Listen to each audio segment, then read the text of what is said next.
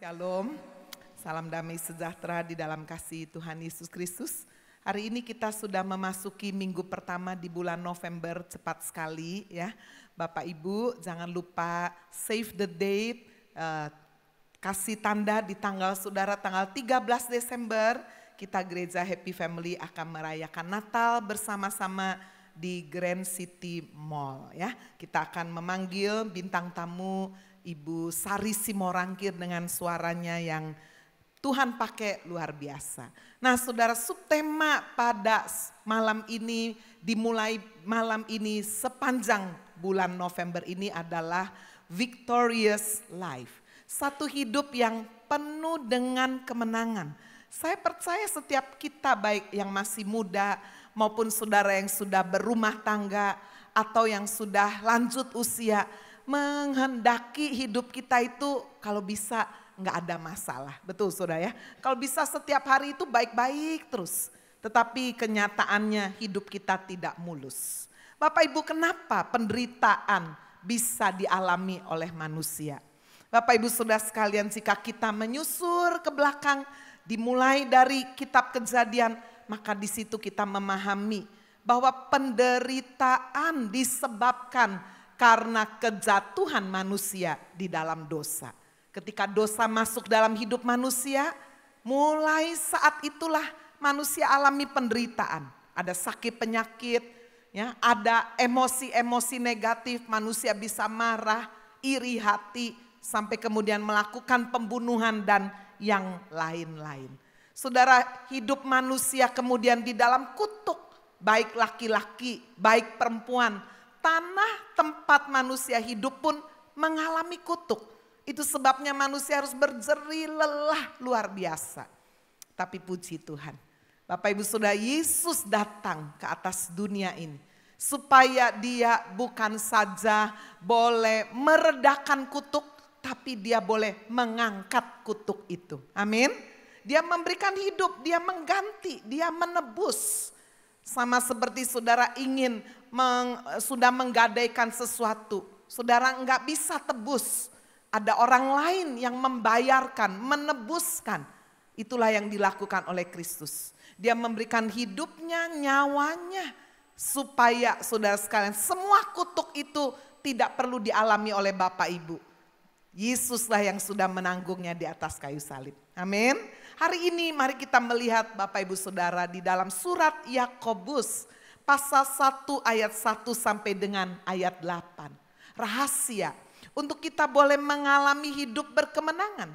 Karena kenyataannya walaupun Yesus sudah menanggung kutuk dosa di atas kayu salib, kita tetap harus menjalani hidup ini saudara belum selesai.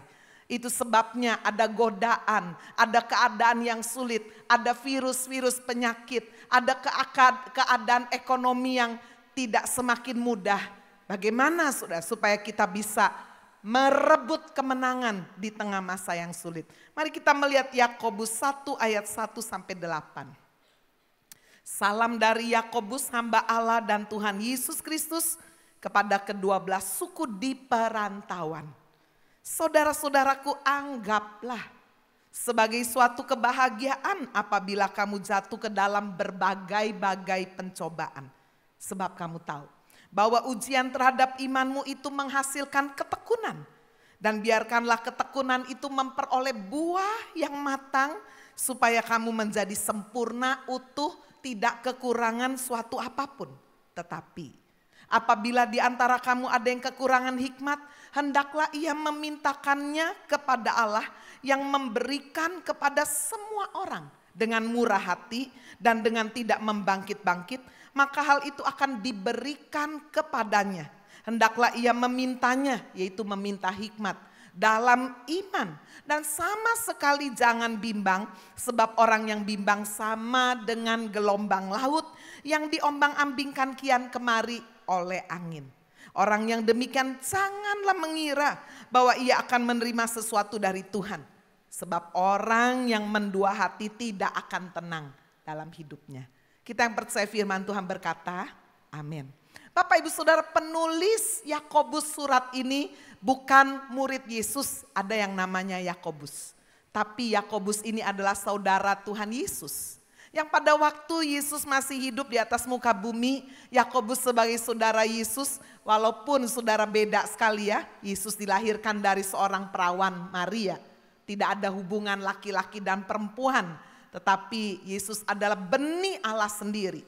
Saudara-saudara sekalian, Maria hanya dipinjam rahimnya melahirkan Kristus. Saudara-saudara sekalian, setelah Kristus dilahirkan, lalu kemudian Yusuf dan Maria hidup sebagaimana layaknya suami istri. Nah, mereka melahirkan anak-anak. Ada saudara-saudara Yesus, termasuk salah satunya Yakobus. Itu sebabnya Yakobus tidak bisa percaya Yesus pada waktu Yesus masih hidup di dunia ini. Tetapi ketika Yesus mati, bangkit dan menampakkan diri, saudara. Kebangkitannya itu dia menampakkan diri kepada murid-murid, bahkan kepada ratusan pasang mata, termasuk kepada Yakobus, saudara Yesus. Disitulah Yakobus sudah dipercaya. Ya, saudara sekalian, bahkan dia menjadi salah satu pemimpin gereja mula-mula di Yerusalem. Kalau saudara membaca di dalam Kisah Para Rasul, Yakobus ini sering disebut namanya memimpin sidang gereja di Yerusalem. Nah, hari ini sudah kita melihat surat Yakobus yang terdiri dari 5 pasal itu sangat praktis, bisa diterapkan dalam hidup sehari-hari. Hari ini kita belajar rahasia untuk kita mengalami kemenangan. Saudara, ketika menghadapi pencobaan atau saudara ya akan menghadapi, karena kita nggak bisa dalam hidup ini berkata begini, aduh saya nggak mau ada masalah dalam hidup. Ya kalau bisa sih begitu ya. Tapi masalah seringkali datang tidak pakai diundang, betul saudara? Masalah bisa datang tiba-tiba. Itu sebabnya yang paling penting adalah bagaimana kita berjaga. Bagaimana kita sungguh-sungguh saudara mempersiapkan ketika persoalan pencobaan itu datang. Yang pertama, bagaimana kita menghadapinya? Kita membaca di ayat 2 dikatakan saudara-saudaraku, anggaplah sebagai suatu kebahagiaan. Wow, apabila kamu jatuh ke dalam berbagai-bagai pencobaan. Ya, ayatnya apa nggak salah ya? Saudara, kita bahagia itu kalau dikasih kado ya. Kalau dapat door prize ya. Wah ya, di pernikahan itu ada yang dapat door prize. Emas 200 gram, waduh ya. Dapat cuanse 1 keret, beneran saudara. Ya, ada aja tuh jemaat yang begitu. Waduh, mimpi apa iya bu, dia guyon. Saya berdoa puasa semalaman gak tidur supaya cuanse 1 keret door prize-nya jatuh ke saya. Bayangkan. Tetapi saudara, apakah setelah saudara punya berlian, punya door prize, punya semuanya yang hebat, apa saudara senang terus? Enggak kan? Paling juga seminggu, sebulan, habis itu ya ada masalah, susah lagi. Nah, hari ini kita lihat saudara, ketika Yakobus berkata anggaplah, ya artinya apa? Sebetulnya nggak bisa bahagia menghadapi berbagai pencobaan, tapi anggaplah sebagai suatu kebahagiaan. Itu sebabnya saya memilih ini menjadi rahasia yang pertama. Ketika kita menghadapi persoalan, pencobaan, sikap kita seperti apa? Sikapnya harus joyful attitude. Sikapnya harus positif. Amin. Sikapnya harus menganggap pencobaan itu saudara bukan malapetaka. Ya, orang Surabaya kalau ada masalah, saudara dia bilang apa? Mengutuki diri sendiri ya. Mati aku, aduh. Wah ya, orang Jakarta lebih pinter. Gile lu. Wah ya, dia gilain orang lain. Bapak Ibu saudara sekalian, joyful attitude. Sikap yang dikatakan saudara positif. Menganggap pencobaan itu kan tidak selamanya. Betul tidak saudara? Masa setiap hari saudara menghadapi persoalan tiap hari? Tidak. Firman Tuhan berkata saudara, pencobaan ini memang harus ada di dunia ini. Yesus sendiri berkata di dalam Yohanes 16 ayat 33, semuanya kukatakan kepadamu supaya kamu beroleh sejahtera. Supaya jangan susah. Yesus sudah kasih tahu supaya kamu damai apa? Bahwa selama kita masih hidup di dunia, kamu akan menderita penganiayaan. Ada masalah. Kalau bukan masalah ekonomi, ya, saudara pikir orang yang sudah kaya itu nggak ada masalah ya? Salah, ada masalah. Orang kaya biasanya masalahnya apa? Sakit penyakit. Ya, orang yang kurang kaya biasanya sehat sudah karena kerja terus. Orang kaya biasanya makan terus, ya. Enggak ada kerjanya, jadi penyakit berdatangan. Jadi masalah itu beda-beda. Ada yang saudara masalahnya adalah masalah suami. Ada yang suaminya enggak ada masalah, masalah mertua. Mertuanya enggak ada masalah, masalah anak. Ada aja. Itu sebabnya Bapak Ibu Saudara, firman Tuhan berkata, kuatkan hatimu. Aku sudah mengalahkan dunia ini. Amin. Pencobaan yang kita alami saudara pasti ada. Tapi firman Tuhan berkata di dalam 1 Petrus 1 ayat 6, bergembiralah akan hal itu. Karena dikatakan sekalipun sekarang ini kamu seketika. Pencobaan itu tidak selama-lamanya. Seketika aja. Amin, sudah. Seketika kamu harus berduka cita oleh berbagai-bagai pencobaan.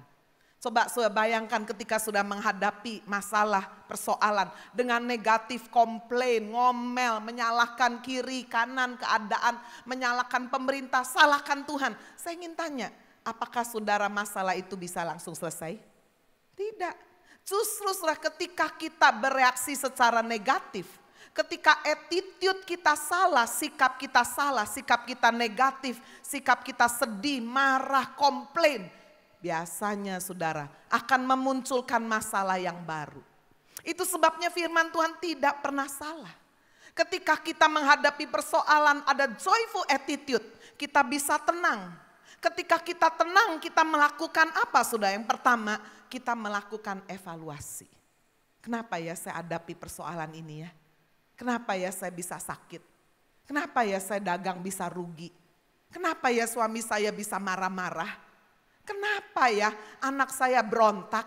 Evaluasi, jangan langsung bereaksi negatif. Saudara, ketika kita evaluasi ada dua kemungkinan. Kemungkinan yang pertama, masalah itu terjadi karena kesalahan, kelalaian kita sendiri, pelanggaran kita sendiri. Coba kita lihat Yakobus 1 ayat 14 sampai 15. Tetapi tiap-tiap orang itu dicobai oleh siapa sudah? Oleh keinginannya sendiri. Oleh keinginannya sendiri.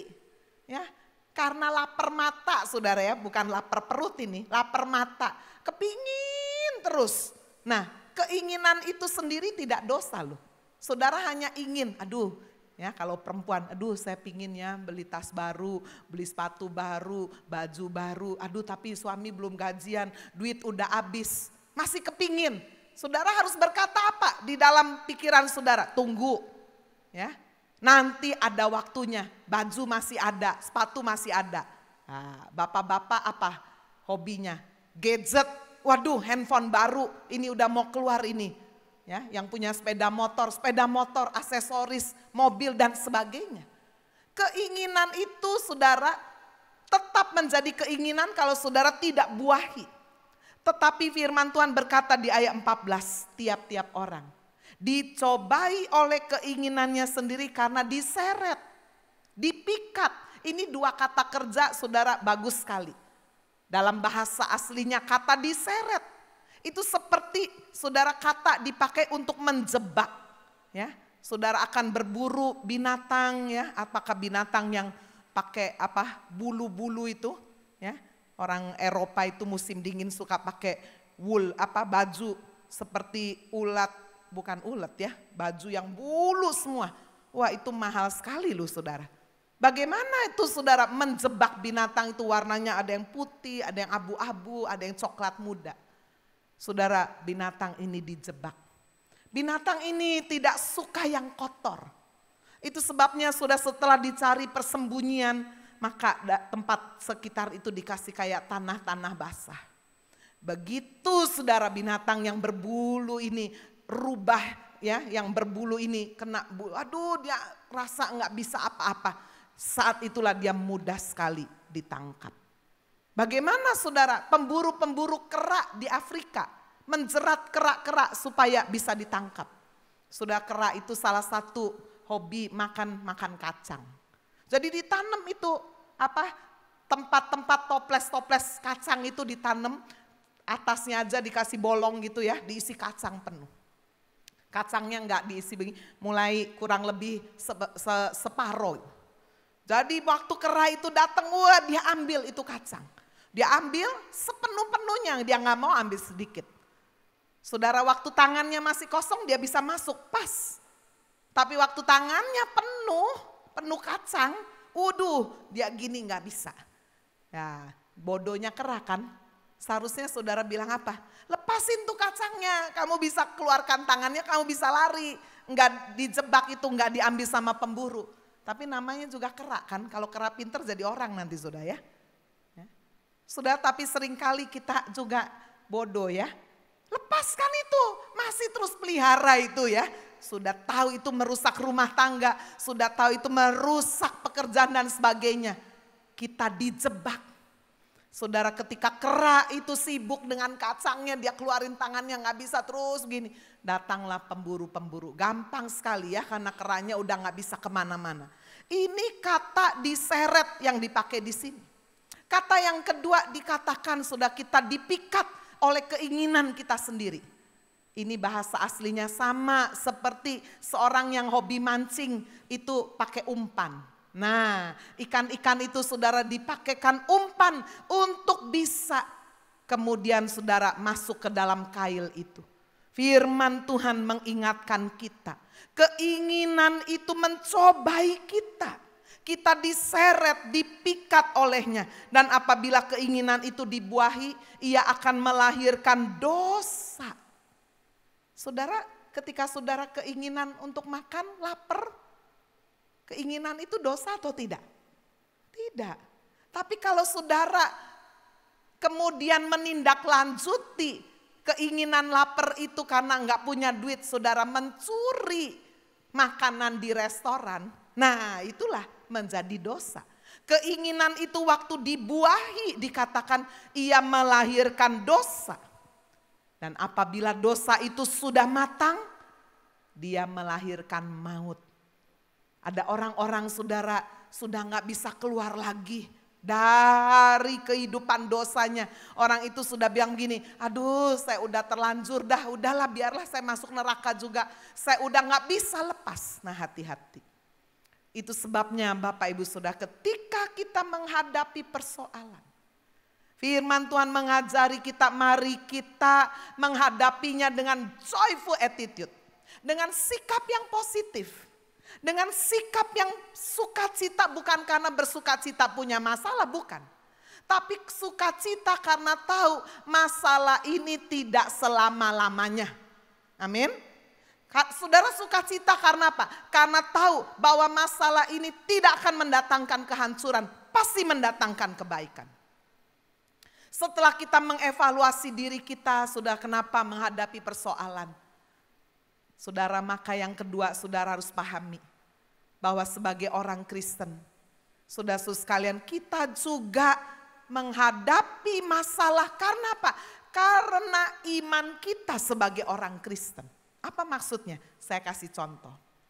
Saudara, saya mengenal seorang guru SD negeri ya. Udah 15 tahun dia ngajar, bagus ngajarnya, dia ambil S2. Seharusnya dengan potensi dan pengalamannya, dia berhak saudara untuk dicalonkan jadi kepala sekolah. Tapi kenapa setelah 15 tahun ngajar dia nggak pernah jadi kepala sekolah? Satu kali saudara temannya berkata, sebetulnya semua bisa ngangkat kamu jadi kepala sekolah. Cuma satu aja kekurangannya. Apa kekurangannya? Yaitu karena KTP-mu Kristen. Paham sudah ya? Karena ini sekolah negeri.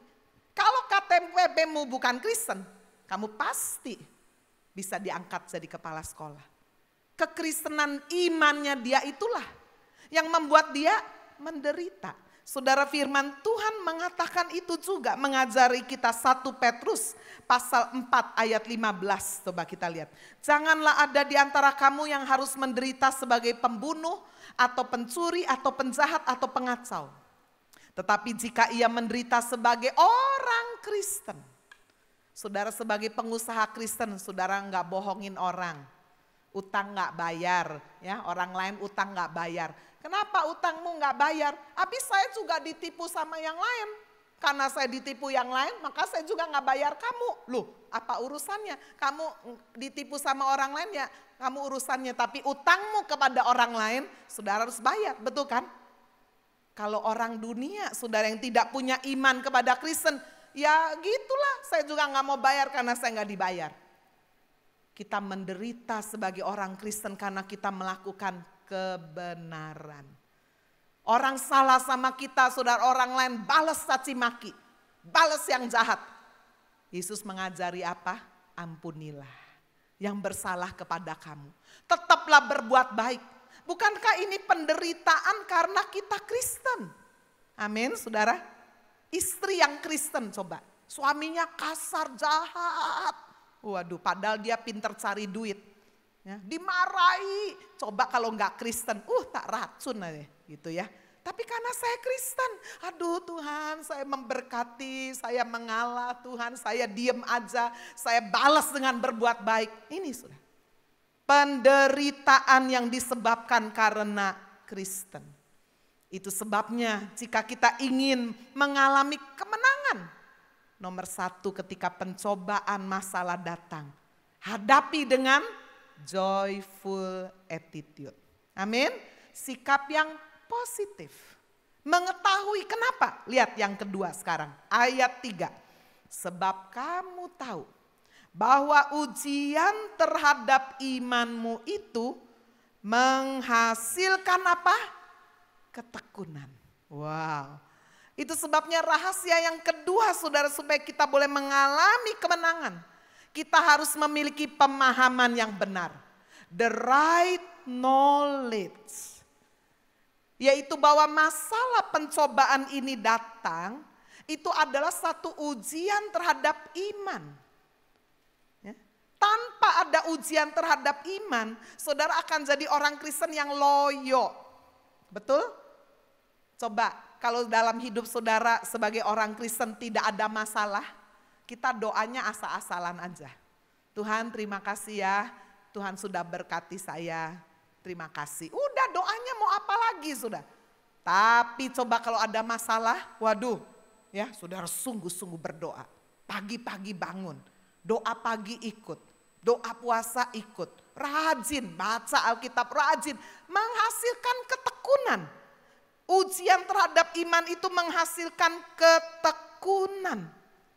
Bapak Ibu, dan dikatakan biarkanlah ketekunan itu bisa memperoleh buah yang matang.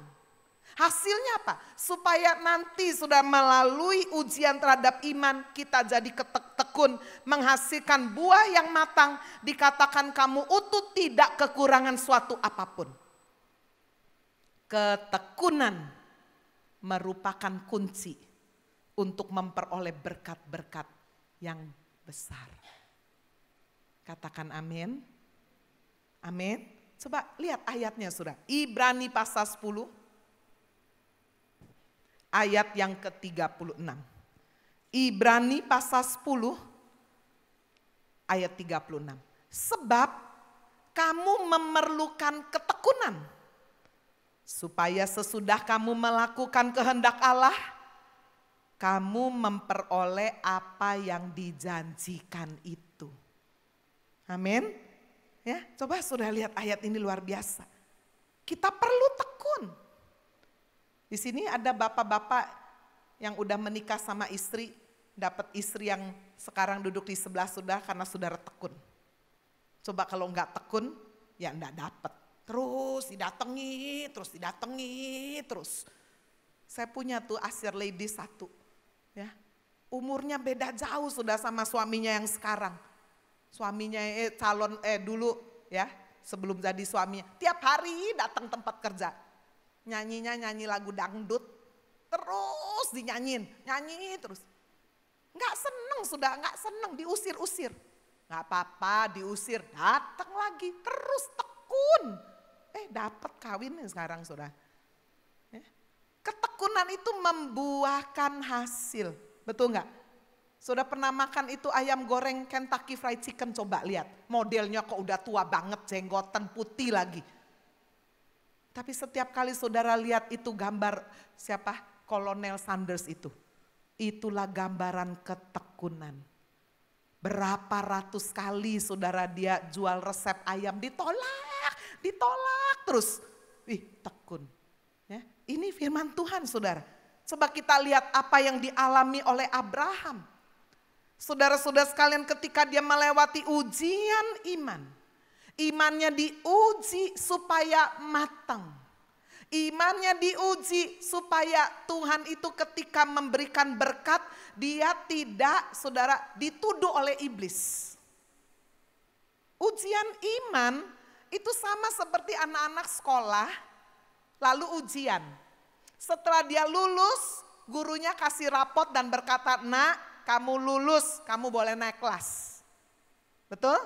Nah, disitulah saudara, guru itu bersikap adil. Kalau anaknya tidak ikut ulangan, tidak lulus ujian, tidak naik kelas. Secara rohani sama. Iblis itu penuduh. Kalau saudara tiba-tiba dikasih berkat yang besar, iblis bilang, kenapa? Alasannya, orang ini gak genah kok tiba-tiba dikasih berkat. Tapi Tuhan bilang, kan aku sudah uji dia. Imannya sudah saya uji. Kita ambil contoh ya, Abraham. Abraham diberi janji oleh Tuhan dia akan memiliki keturunan seperti bintang di langit. Seperti pasir di pantai. Tapi saudara, apakah dia tahun depan istrinya langsung hamil punya anak? Tidak. Dia tunggu dari tahun ke tahun, dari tahun ke tahun.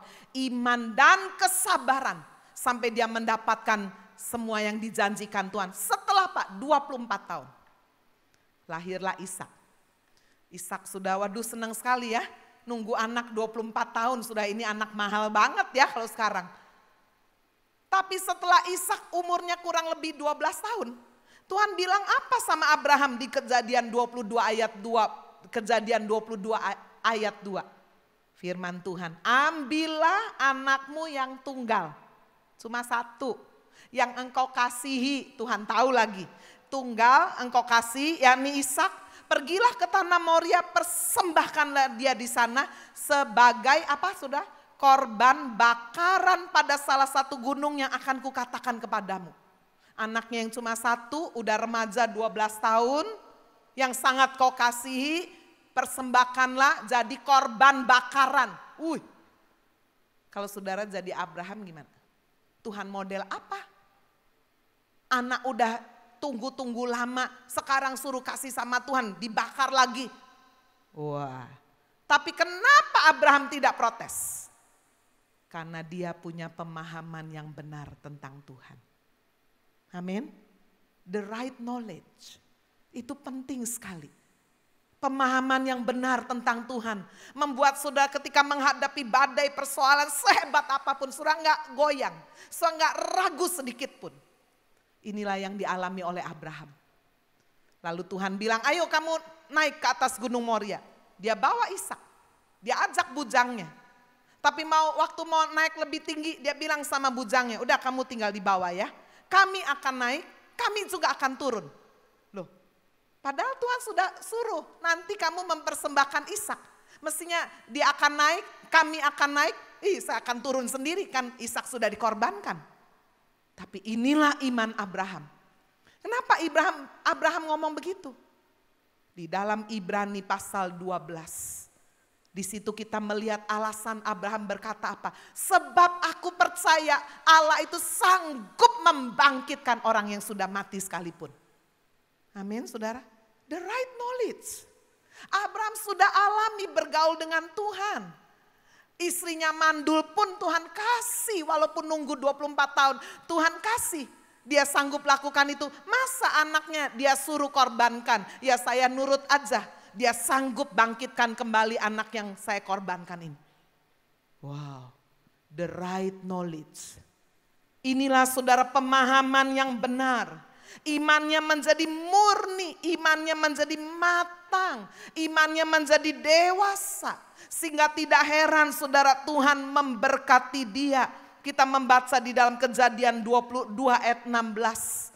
Setelah Abraham lulus ujian, anaknya udah diikat, udah mau dikorbankan. Malaikat berteriak, jangan lakukan itu, jangan sampai 2 kali.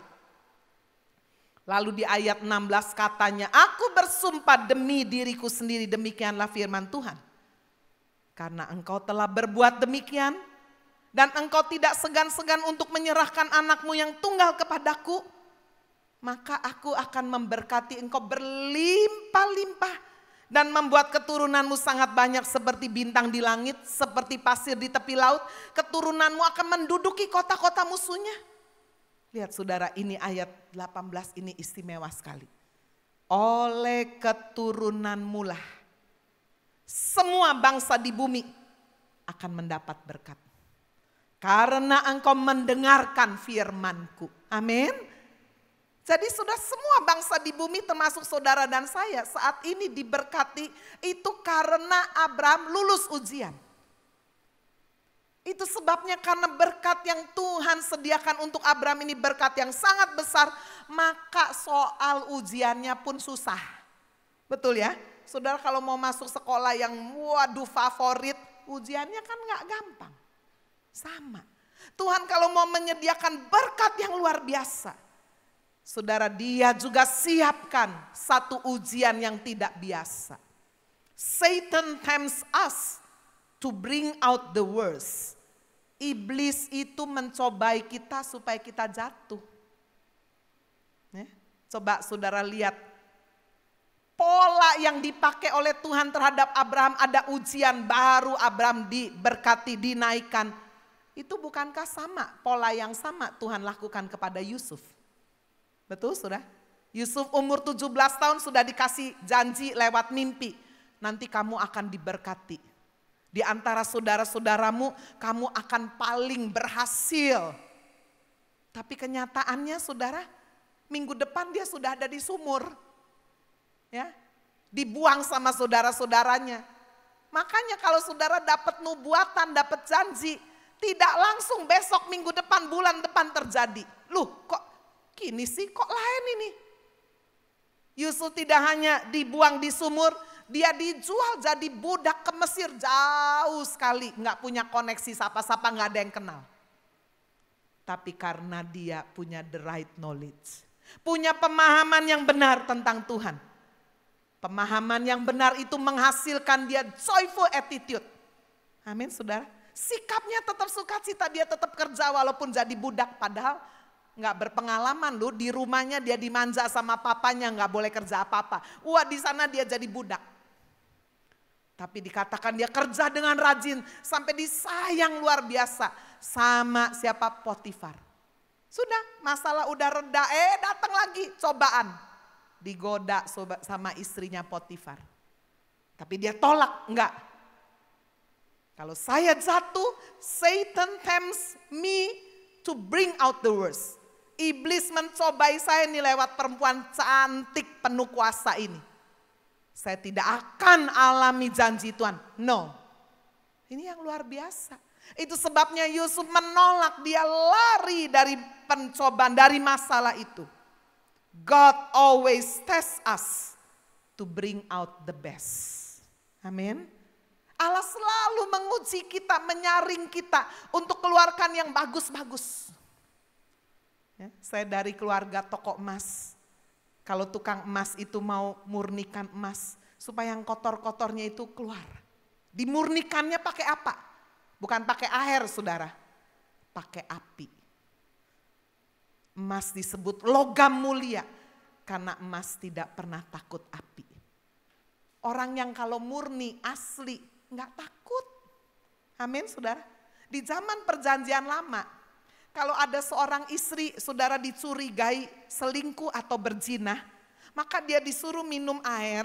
Ya air itu didoain, kalau dia benar dia tidak akan mati. Tapi kalau dia nggak benar, air itu akan jadi racun di dalam dirinya. Nanti dia akan dikutuk, perutnya akan busung gede, mati. Bayangin saudara, orang bersumpah, ayo ya kalau saya nggak melakukan, ayo minum. Dia minum, didoakan. Kalau kamu benar, kamu akan terus hidup. Tapi kalau kamu nggak benar, air yang kamu minum itu akan jadi racun, jadi ipuh, kamu akan perutnya gede dan kamu akan terkutuk. Tapi kalau seorang yang murni memang nggak melakukan, takut tidak saudara? Nggak takut, silakan aja mau diapain, diapain. Aku tidak melakukan. Emas yang murni tidak pernah takut api. Amin saudara. The right knowledge. Ketika saudara sudah menghadapi dengan sikap yang positif, sikap yang benar, pemahaman yang benar, Tuhan itu baik. Sudah Tuhan itu gak ada jahatnya sedikit pun gak ada. Barulah bagian yang ketiga, kita minta the wise heart. Kita minta hati kita ini dipenuhi hikmat Tuhan. Coba kita baca ayat 5, Yakobus 1. Tetapi apabila di antara kamu ada yang kekurangan hikmat, hendaklah ia memintakannya kepada Allah yang memberikan kepada siapa saudara? Semua. Termasuk yang udah tua, iya. Minta hikmat. Memberikan kepada semua orang dengan murah hati, dengan tidak membangkit-bangkit. Maka hal itu akan diberikan kepadanya. Hendaklah ia memintanya dalam iman. Nah, ini syaratnya.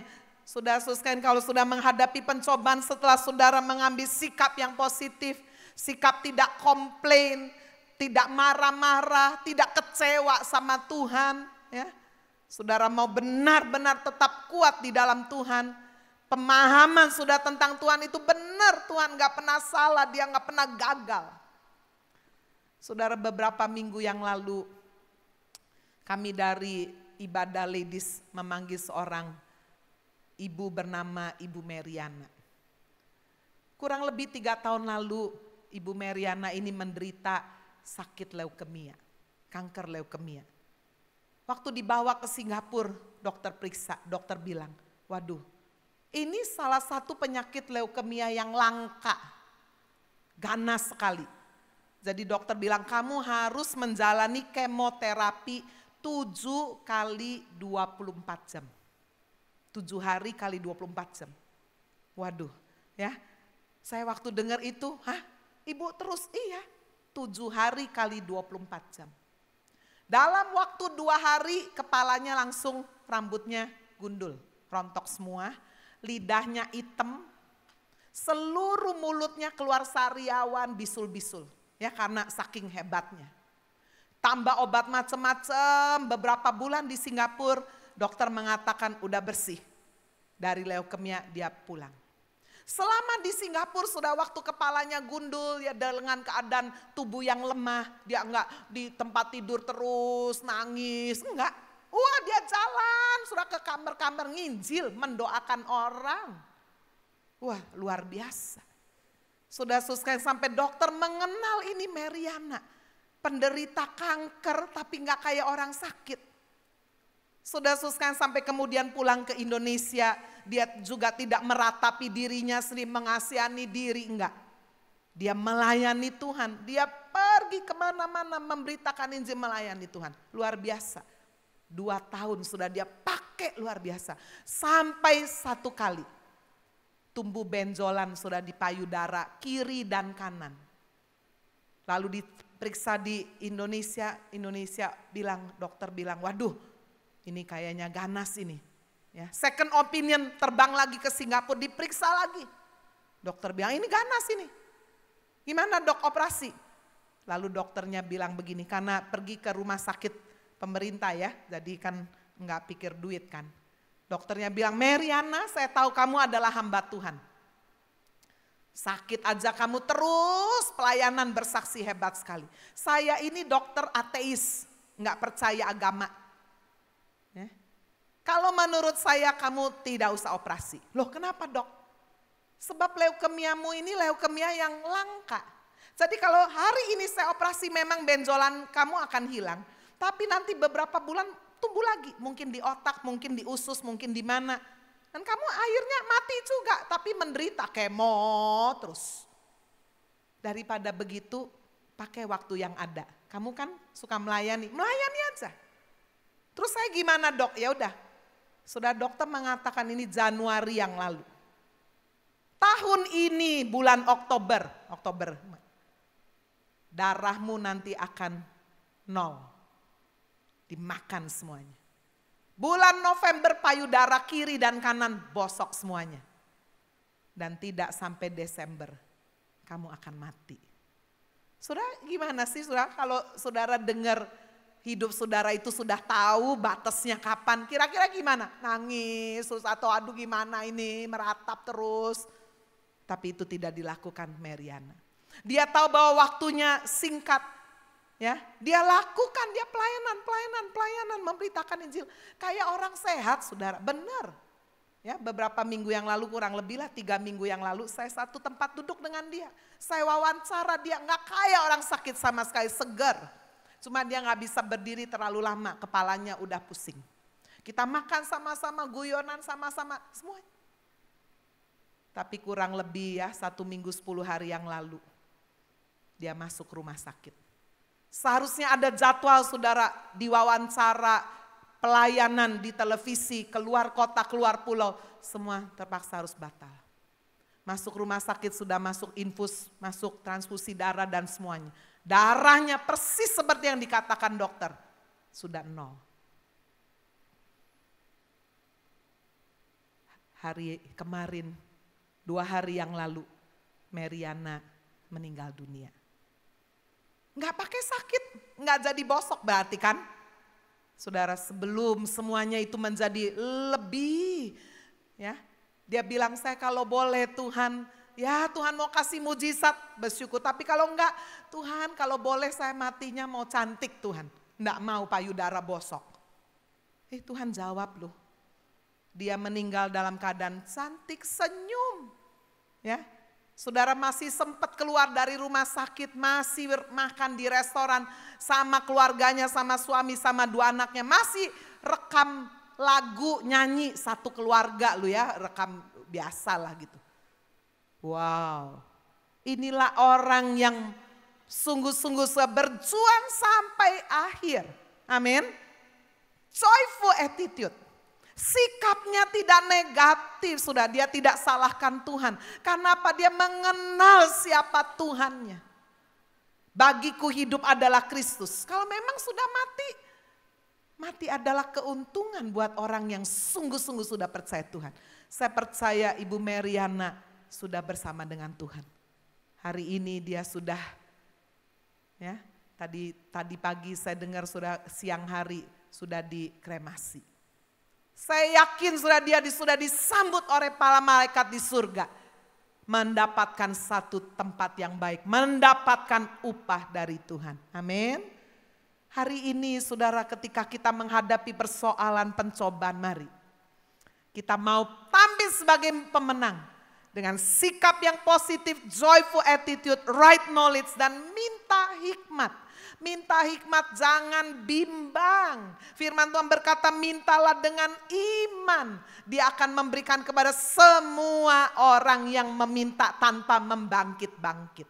Jangan bimbang sebab dikatakan orang yang bimbang itu sama dengan gelombang laut yang diombang-ambingkan kian kemari oleh angin. Bapak Ibu, saya akan tutup dengan satu cerita yang saya yakin banyak kalau saudara punya gadget pasti kisah ini sedang viral. Yaitu cerita tentang seorang anak tukang sepatu. Dia miskin sekali. Saudara, dia sekolah dalam 1 minggu. Sudah dia belajar, dia pakai untuk sekolah. Yang lain dia kerja. Bantu papanya, ngasih makan binatangnya, ngerjain sawah. Dan nyemir sepatu. Tapi karena begitu miskin, dia gak punya peralatan, dia tulis, saudara, bantulah saya beli peralatan semir sepatu. Ada seorang pengusaha muda lewat tertarik. Oh, kamu mau beli peralatan semir sepatu? Iya. Berapa yang kamu perlukan? 100 yuan. 1 yuan kalau nggak salah 2.000 ya. Orang miskin loh sudah 200.000 aja nggak punya. Tapi pengusaha itu bilang, kok mahal banget? Kotak semir aja 200.000. Pak, saya sudah ngecek di 4 toko. Dan itu toko paling murah. Saya beli kotak sepatu, saya beli semirnya, saya beli lapnya, saya beli semuanya. Itu 100 yuan. Sudah saya cek Pak. Tapi saya punya 30 yuan ini. Saya udah kumpul-kumpul. Jadi kalau Bapak memang mau tolong saya, bantulah saya 70 yuan. Pengusaha ini kagum lihat anak kecil ini semangat luar biasa. Oke lah, Saya ini bukan orang sini, saya di kota ini cuma 5 hari. Bisa tidak kamu janji kembalikan 70 yuan ini dalam waktu 5 hari? Oh bisa, tapi kita rekan ya, saya nggak mau ngasih gitu aja loh. Saya minta bunga. Oh iya, berapa bunganya? 1 yuan. Wah ya murah sekali lah. Iya udah deal. Saudara, beberapa waktu kemudian pengusaha ini udah lihat anak ini besoknya udah dasaran. Mau siap semir sepatu. Saudara, pengusahanya datang, kenapa kamu di sini? Di situ ada yang gratis, kamu buka di sini mah nggak laku. Oh iya juga. Jadi di mana itu loh, di depan hotel orang keluar kan, biasa orang yang tinggal di hotel itu turis-turis nggak mikir duit kan. Oh iya juga. Nah, anak miskin ini saudara ada di sana. Wah, dia berkata, oke, sekarang saya mau semir kamu ya. Wah, kamu pinter sekali. Berapa sekali semir sekali? 1 yuan. Berarti bunganya bayar sekali kan? Ya, kan harus 5 hari berarti 5 yuan. Saudara, anak ini dalam waktu 5 hari bisa mengembalikan. Saudara, dia hutang 70 yuan. Dia berkata sama pengusaha ini, saya ini bikin sendiri kotaknya, saya irit-irit. Jadi saya nggak perlu 70, saya cuma 50 yuan. Dalam waktu 5 hari dia kembalikan saudara, 50 yuan dengan bunganya 5 yuan. Luar biasa. Saudara sekalian, dan sebelum mereka berpisah, pengusaha ini kasih satu gantungan kunci, tulisannya, aku paling hebat. Ingat baik-baik ya, kamu sudah menjadi tukang semir sepatu paling hebat. Kamu pasti sukses nak. Wah, berpisah. 15 tahun kemudian. Saudara sekalian, pengusaha yang muda ini sudah tidak jadi muda lagi. Dia mengalami satu masalah di dalam usahanya, yaitu dia hutang 3 juta yuan gak bisa bayar. Berapa itu 3 juta? 6 miliar. Lagi pusing-pusing dia dapat telepon dari sekretarisnya. Pak ada yang mau ngajak Bapak makan. Hah? Lagi susah kayak begini gak bisa, gak ada nafsu makan. Lalu tunjukkan gantungan kunci. Aku paling hebat. Waduh, dia ingat. Nah, akhirnya pergi saudara. Ternyata tukang semir ini udah tidak kecil lagi kan. Udah 15 tahun. Saudara sekalian udah sukses, berhasil.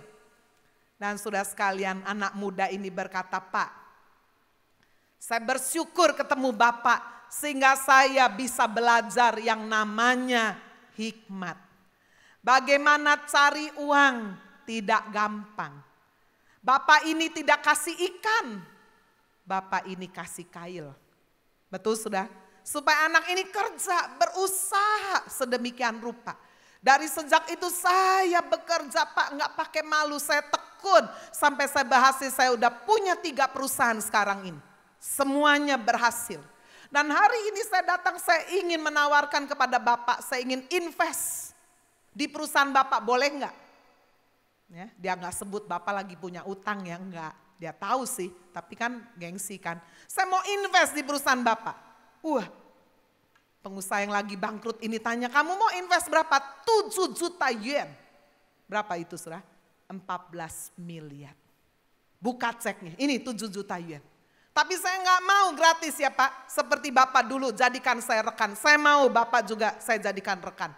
Bapak harus bayar bunga juga. Oke, berapa bunganya? 1 yuan. Berarti saudara, berapa itu? 14 juta miliar, 7 juta yuan. Hanya dibayar bunganya 70 yuan.